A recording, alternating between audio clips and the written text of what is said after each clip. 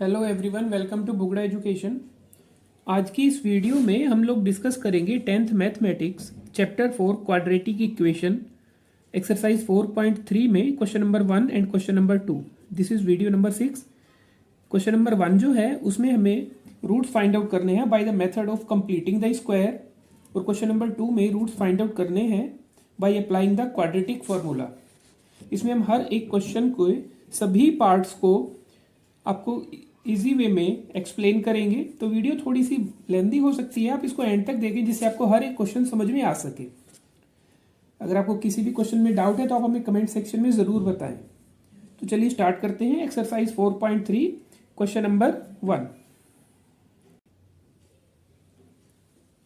Find the roots of the following quadratic equations if they exist by the method of completing the square. Question number 1 में हमें क्या करना है, जो भी हमें ये 4 पार्ट गिवन है उसमें हमें ये चेक करना है पहले कि इस इक्वेशंस के रूट एग्जिस्ट करते हैं या नहीं करते। वो हमारे पास मेथड है डिस्क्रिमिनेंट कैपिटल डी, जो कि बी स्क्वायर माइनस 4ac है, उसकी वैल्यू फाइंड आउट करने के बाद, और अगर उसके रूट एग्जिस्ट करते हैं तो हमें उसको सोल्व करना है by the method of completing the square. तो स्टार्ट करते हैं first part, 2x square minus 7x plus 3 equals to 0। सबसे पहले हम लोग यहाँ पे कैपिटल डी फाइंड आउट करेंगे, जो कि डिस्क्रिमिनेंट है बी स्क्वायर माइनस 4ac। इसकी वैल्यू से हमें पता लगेगा कि इस इक्वेशन के रूट्स एग्जिस्ट करते हैं या नहीं करते। बी यहाँ पे है -7 -4, ए की वैल्यू है 2 और सी की वैल्यू है 3। तो -7 का स्क्वायर जो होगा वो 49, और यहाँ पे हम लोग इसको लिखेंगे 24। तो डी की वैल्यू जो है वो 25।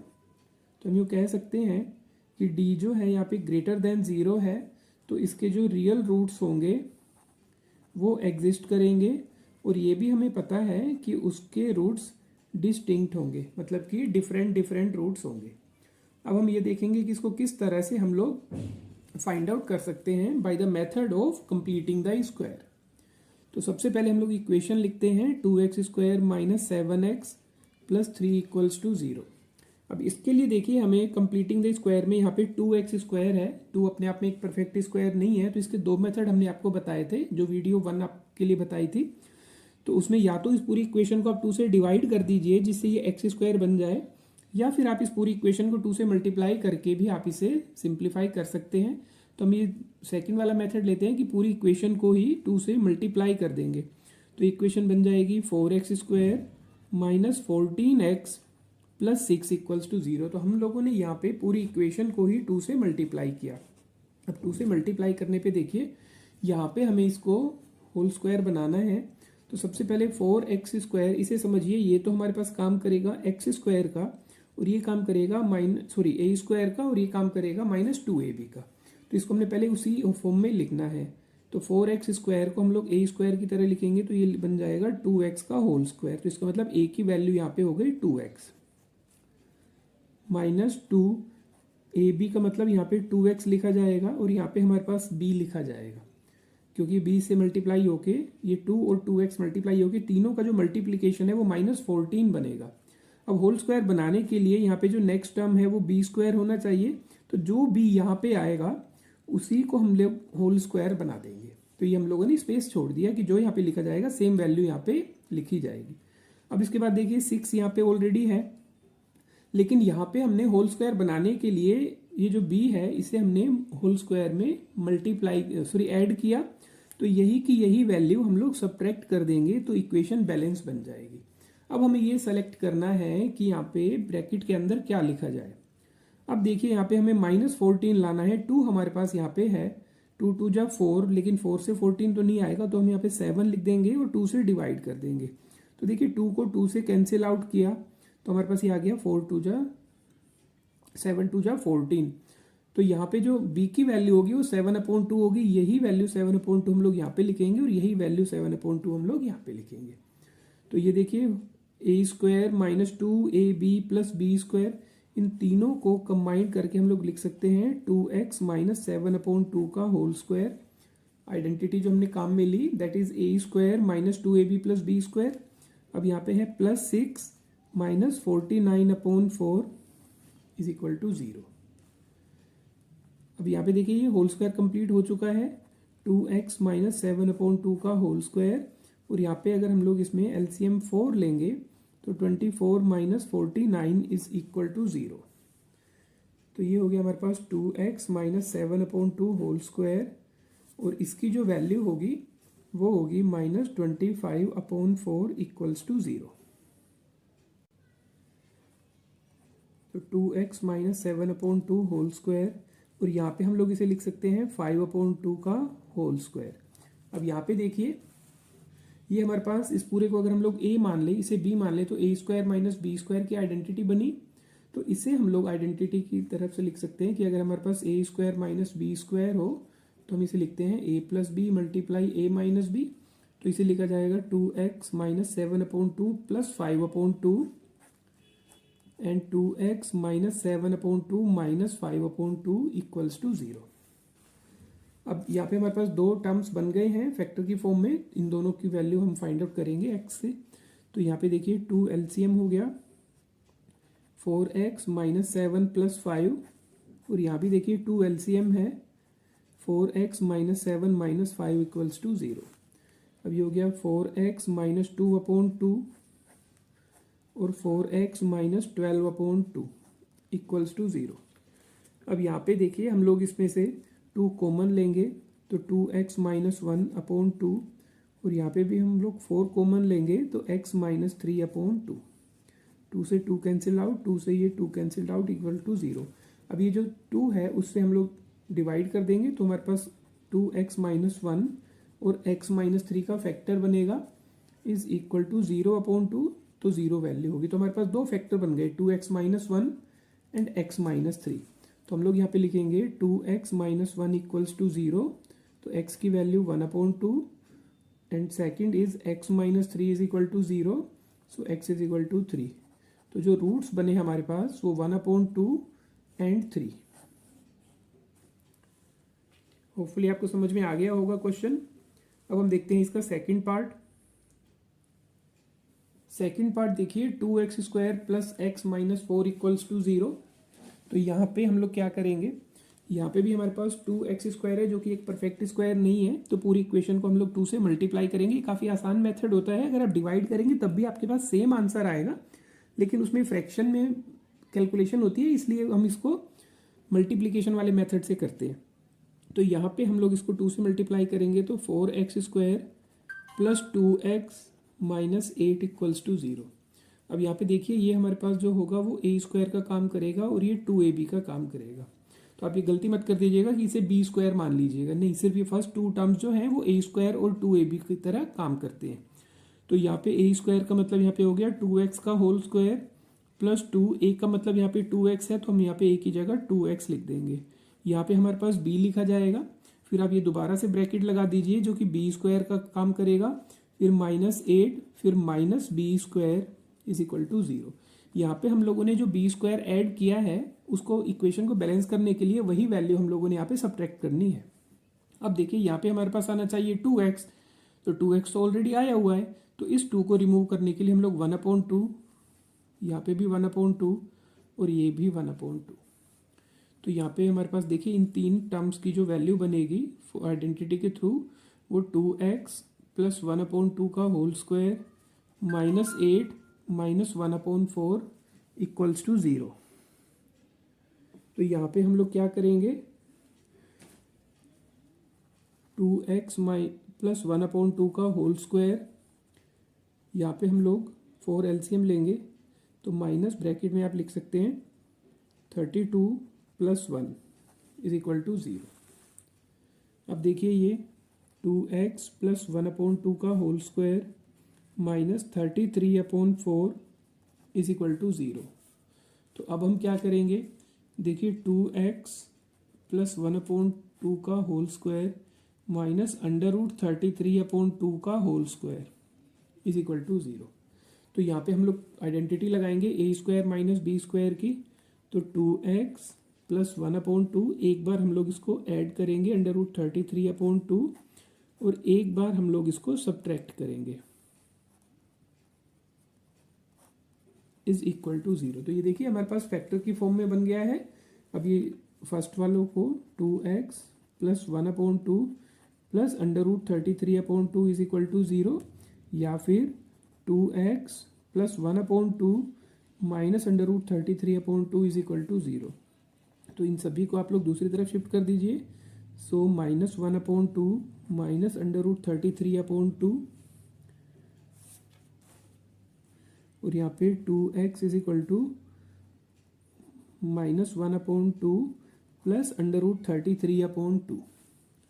तो यहाँ पे 2x इज इक्वल टू, आप 2 एलसीएम लेंगे तो -1 माइनस √33 और यहाँ पे 2x is equal to -1 plus √33/2। अब लेकिन हमें वैल्यू तो x की फाइंड आउट करनी है, तो इस 2 से हम डिवाइड कर देंगे।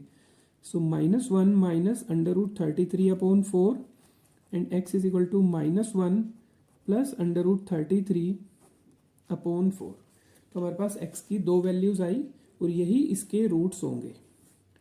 -1 माइनस √33/4 एंड -1 प्लस √33/4। अब हम देखते हैं पार्ट थर्ड। देखिए क्वेश्चन नंबर फर्स्ट के सेकंड पार्ट में जब हम लोगों ने इसमें completing the square formula apply किया, लेकिन उससे पहले हम लोगों ने डी की वैल्यू फाइंड आउट करनी थी, जो कि गलती से रह गया। तो सबसे पहले हम डी की वैल्यू फाइंड आउट करेंगे, उसके बाद ही हम कंप्लीटिंग द स्क्वायर करेंगे। अब देखते हैं हम थर्ड पार्ट में देखिए सबसे पहले हम डी की वैल्यू फाइंड आउट करेंगे। So D is equal to b² minus 4ac। B की वैल्यू है 4√3 होल स्क्वायर माइनस 4। ए का मतलब है 4 और सी का मतलब है 3। तो यहाँ पे देखिए 4√3 का होल स्क्वायर करेंगे तो 4 4 16, √3 को √3 से मल्टीप्लाई किया तो 3। देखिए यहाँ पे 4√3 को 4√3 से मल्टीप्लाई करना, तो देखिए नंबर को नंबर से करेंगे हम। 4 4 16 और √3 को √3 से मल्टीप्लाई किया तो 3 माइनस 16 इंटू 3। तो यहाँ पे देखिए कैंसिल आउट हो गया, तो डी की वैल्यू हो गई 0। अब हमें पता है कि अगर डी की वैल्यू 0 है that means roots exist. Roots का मतलब हम लोग यहाँ पे रियल रूट्स एग्जिस्ट करेंगे और साथ में वो रूट इक्वल भी होंगे। तो अब हमें फाइंड आउट करना है 4x² plus 4√3x plus 3 is equal to 0 equation में रूट्स। तो यहाँ पे तो देखिए 4x² ऑलरेडी हमें बना हुआ है एक परफेक्ट स्क्वायर फॉर्म में, तो इसे हम लोग a² कंसिडर करेंगे, इसे 2a भी कंसिडर करेंगे। तो इससे हम लिख सकते हैं 2x का होल स्क्वायर प्लस 2, a की जगह हम लोग लिखेंगे 2x। अब यहाँ पे देखिए हमें इसको 4x तो ऑलरेडी बन चुका है, लेकिन 4√3x हमें लिखना है, तो इसे √3 से मल्टीप्लाई कर देंगे तो हमारे पास ये 2a भी हो गया। होल स्क्वायर बनाने के लिए जो b हम लोगों ने बनाया है उसी का होल स्क्वायर करना पड़ेगा, तो हमारे पास a² plus 2ab plus b² हो गया। अब यहाँ पे हम +3 लिखेंगे क्योंकि ये इक्वेशन का एक पार्ट है, लेकिन अभी भी ये हमारे पास अपनी मर्जी से हम लोगों ने ऐड किया है, मतलब किसी एक रूल के थ्रू हम लोगों ने ऐड किया है, तो इस इक्वेशन के इक्वल ये नहीं है, तो यही पार्ट √3 का होल स्क्वायर हम लोग सब्ट्रैक्ट कर रहे हैं, तो इक्वेशन जो है वो बैलेंस हो जाएगी। तो अब देखिए फर्स्ट 3 टर्म्स जो हैं उनकी जगह हम लोग लिख सकते हैं 2x प्लस √3 का whole square plus 3 minus 3 is equal to 0। ये तो कैंसिल आउट हो गया।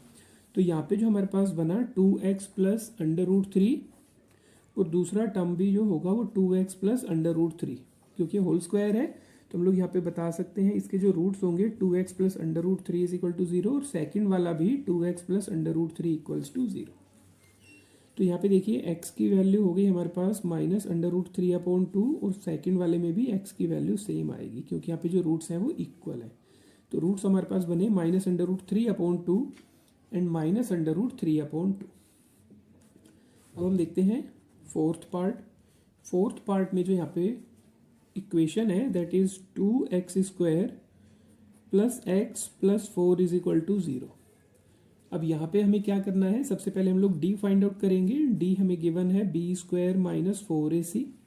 b की वैल्यू पुट करेंगे, b यहाँ पे x का कोफिशिएंट 1 है माइनस 4, a की जगह हम लोग 2 पुट करेंगे और c की जगह 4 पुट करेंगे, तो ये हो गया 1 माइनस 32। तो जो d की वैल्यू है वो हमारे पास -31। तो जो d है वो लेस देन 0 मतलब कि नेगेटिव हो गया, तो अगर डी की वैल्यू लेस देन 0 हो तो हम लोग ये कह सकते हैं कि नो रियल रूट्स एग्जिस्ट, कि एक भी रियल रूट एग्जिस्ट उसमें नहीं करता। अगर इसमें रियल रूट एग्जिस्ट ही नहीं करते तो हम लोग इसको फाइंड आउट भी नहीं करेंगे। तो ये हुआ आपके पास क्वेश्चन नंबर 1। अब हम देखेंगे इसमें क्वेश्चन नंबर 2। क्वेश्चन नंबर 2 में क्या है, देखिए, find the roots of the quadratic equations given in question 1। Question 1 में जो गिवन है by applying the quadratic formula. तो क्वाड्रेटिक फॉर्मूला अप्लाई करके हमको इन सभी के क्वेश्चंस के रूट्स फाइंड आउट करने। एक बात आप लोग याद रखिए कि अगर हम रूट्स फाइंड आउट करते हैं फैक्टराइजेशन के थ्रू, कंप्लीटिंग द स्क्वायर के थ्रू या क्वाड्रेटिक फॉर्मूला के थ्रू, तो जो क्वाड्रेटिक इक्वेशन है उसके रूट्स इक्वल होंगे। तो यहाँ पे हमें अप्लाइंग द क्वाड्रेटिक फॉर्मूला के थ्रू इन क्वेश्चंस के रूट्स फाइंड आउट करने हैं। देखिए क्वेश्चन 2 के फर्स्ट पार्ट की जो इक्वेशन है वो तो वही होगी जो क्वेश्चन 1 के फर्स्ट पार्ट की इक्वेशन होगी। तो क्वेश्चन 1 में जैसे फर्स्ट पार्ट में हम लोगों ने पहले डी फाइंड आउट किया था, तो जो क्वाड्रेटिक इक्वेशन का मेथड, जो क्वाड्रेटिक फॉर्मूला है B square minus 4ac find out करने के बाद हम लोग अप्लाई करते हैं minus B plus minus under root B square minus 4ac upon 2a, जिसे हम minus B plus minus under root D upon 2a भी लिख सकते हैं। तो सबसे पहले हम लोगों ने डी फाइंड आउट करना होगा। अगर डी की वैल्यू 0 या ग्रेटर देन 0 होगी तब भी हम लोग उसके रूट्स फाइंड आउट करेंगे। तो हमें ये क्वेश्चन नंबर 1 में जो हमें हेल्प मिली होगी कि हमने डी फाइंड आउट किया है, उसी को हम लोग आगे बढ़ा देंगे। तो देखिए क्वेश्चन नंबर 1 में फर्स्ट पार्ट में जो हमने डी की वैल्यू 25 ली थी उसी के हम आगे बढ़ा देंगे। तो यहाँ पे डी की वैल्यू जो है वो 25 है। तो इसके जो रूट्स होंगे रियल होंगे और डिस्टिंक्ट होंगे। तो इसके जो रूट्स बनेंगे वो क्वाड्रेटिक फॉर्मूला के through minus B plus minus under root D upon 2a। तो यहाँ पे देखिए माइनस बी का मतलब यहाँ पे है -7 plus minus under root D का मतलब 25 अपॉन 2a का मतलब 2। तो ये हो गया 7 प्लस माइनस अंडर रूट 25 हो गया 5 अपॉन 4। तब एक बार यहाँ पे ये +5 होगा, एक बार -5 होगा। तो 7 + 5 अपॉन 4 और 7 - 5 अपॉन 4। 7 + 5 12 अपॉन 4 और 2 अपॉन 4, 1 अपॉन 2 एंड 3। तो 3 और 1 अपॉन 2 ये इसके रूट्स हुए। और इसको हमने method of completing the square से भी फाइंड आउट किया, तब भी हमारे पास इसके जो रूट्स बने वो 3 एंड 1 अपॉन 2 थे। सेकेंड पार्ट देखते हैं। देखिए सेकेंड पार्ट में हम डी फाइंड आउट करते हैं B square minus 4ac। B का मतलब है 1 स्क्वायर माइनस 4, ए का मतलब है 2, सी का मतलब है -4। तो 1 प्लस, देखिए माइनस और माइनस कैंसिल, सॉरी मल्टीप्लाई होके प्लस हो गया 32। तो डी की जो वैल्यू है वो 32। दैट मीन्स इसके जो रूट्स होंगे वो रियल होंगे और डिस्टिंक्ट होंगे। तो जो इसके रूट्स बनेंगे वो बनेंगे minus B plus minus under root D upon 2a। तो वैल्यू पुट करेंगे, माइनस बी का मतलब यहाँ पे है 1 plus minus under root D का मतलब 33 अपॉन 2, a का मतलब 2। तो जो इसकी वैल्यू बनेगी वो -1 plus under root 33 plus minus upon 4। तो एक बार हम लोगों ने प्लस लेना है, एक बार माइनस। तो -1 plus under root 33 upon 4 and -1 minus under root 33 upon 4। तो कुछ क्वेश्चंस के लिए ये जो क्वाड्रेटिक फॉर्मूला मेथड है इसे काफ़ी आसानी से हम लोग रूट्स फाइंड आउट कर सकते हैं। अब थर्ड पार्ट देखते हैं। थर्ड पार्ट में भी सबसे पहले हम लोग डी की वैल्यू फाइंड आउट करेंगे, बी स्क्वायर माइनस 4ac। तो थर्ड पार्ट में जो डी की वैल्यू हम लोगों ने फाइंड आउट की थी, तो यहाँ पे तो डी की वैल्यू 0 थी। तो अब हम लोग करेंगे roots minus B plus minus under root D upon 2a। तो minus B -4 under root 3 plus minus under root D का मतलब 0 अपॉन 2a का मतलब 4। देखिए अंडर रूट 0 से कुछ भी फर्क नहीं होगा और उसको प्लस माइनस से तो हम सेम वैल्यू फाइंड आउट करेंगे। तो रूट्स बनेंगे -4 अंडर रूट 3 अपॉन 8। और दूसरा रूट भी -4√3/8, क्योंकि एक बार ये प्लस होगा एक बार माइनस होगा।